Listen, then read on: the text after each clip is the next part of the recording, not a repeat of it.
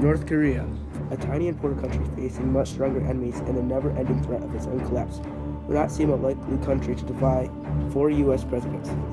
North Korea had an embarrassing spectacle over last weekend. Kim Jong-un, North Korea's leader, held a missile launch to celebrate the 105th birthday of his grandfather, the country's founding president. But the missile exploded right after the launch. Still, the thing is that North Korea continues to develop and test missiles. This is most likely the most complex issues confronting President Trump during his time in office. It also may be the most dangerous.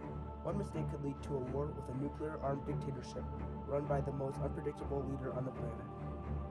North Korea has nuclear weapons and ballistic missiles that, when combined, could strike U.S. allies in the region, like Japan and South Korea, where U.S. troops are stationed. In 2016, Kim told the other North Korean leaders that his country would have a nuclear strike if they were threatened by invasive hostile forces with nuclear weapons. It's a pretty unclear intimidation, nothing new when it comes to North Korean leadership, but the meaning is clear.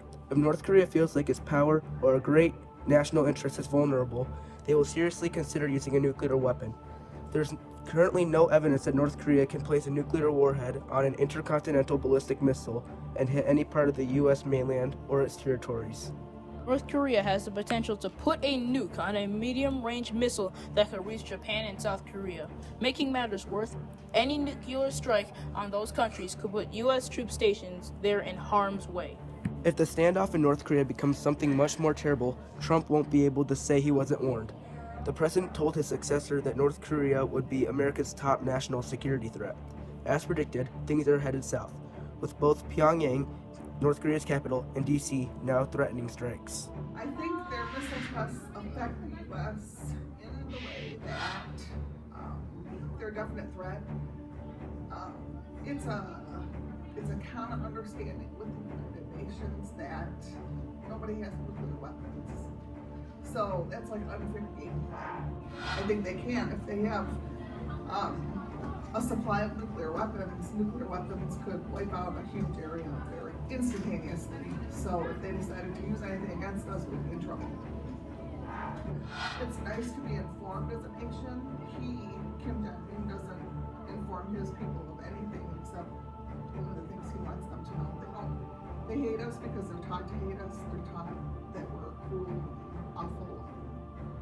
They're taught to love him and worship him because he makes them believe he's responsible for everything they have. North Korea has a large supply of artillery, large guns usually used in land warfare, that could be used to attack South Korea. They also have a large amount of chemical weapons, as well as an elite special operations force that could be challenging for South Korea's own forces to handle. Trump seems to have gained an appreciation of the seriousness and complexity of the North Korean challenge, calling it the greatest immediate threat to the U.S. This is partially why the U.S. has decided to deploy the Terminal High Altitude Area Defense, THAAD for short, system in South Korea to defend against missile strikes, and why the U.S. is conducting missile interception tests with Japan. Experts believe that in a half-decade, North Korea will be able to hit U.S. territory with a nuke. Should North Korea attack, they might use chemical weapons early on South Korea's urban areas to increase the death toll. Assumed, North Korea is not expected to win a war with South Korea. For one, America has the ability to stop North Korean missile launch before it even happens with cyber capabilities. Even if the launch did take place, the THAAD system should be able to take it down. If that failed, ships in the Pacific could shoot the missile, and if that did not work, Patriot batteries could also stop it. The bottom line is, there are a lot of defenses designed to stop North Korean missiles. That is what we mean when we talk about the North Korean threat. It's why the crisis feels so immediate, and why it seems to have been getting more and more frightening as time goes by. South Korea's capital, Seoul, with 25.6 million people living there, it also has happened to be within firing range of thousands of pieces of North Korea's artillery already lined up along the border. Around 70% of North Korea's ground forces are within 90 miles of the border, apparently ready to move south at any time. Kim also claims he has a hydrogen bomb, a much more powerful bomb than a nuke. If he does have a true hydrogen bomb, North Korea's enemies have an even bigger threat on their hands than previously thought. Specifically in regards to North Korea, technically they would be the losers. There's no winners because both sides would suffer heavy casualties.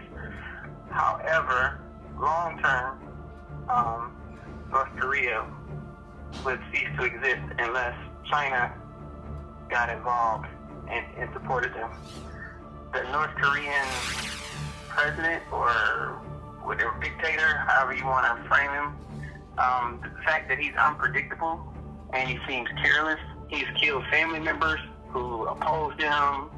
He doesn't trust people who are wiser than him, like people, senior military officials. He's had some of them killed, like people that didn't agree with him, who would counsel him, who knows how the regime is supposed to run, regardless of, what his personal opinions are. Because he doesn't listen to anybody, he's erratic to follow orders. And when I say that, it's a basic thing, but that's what it boils down to. North Korea has far more troops than South Korea, but should a conventional fight break out, U.S. and South Korean air forces would help. Either way, North Korea could cause a lot of damage and harm a lot of countries. Initially, Trump thought China could use its economic and diplomatic influence over North Korea to quickly stop the threat.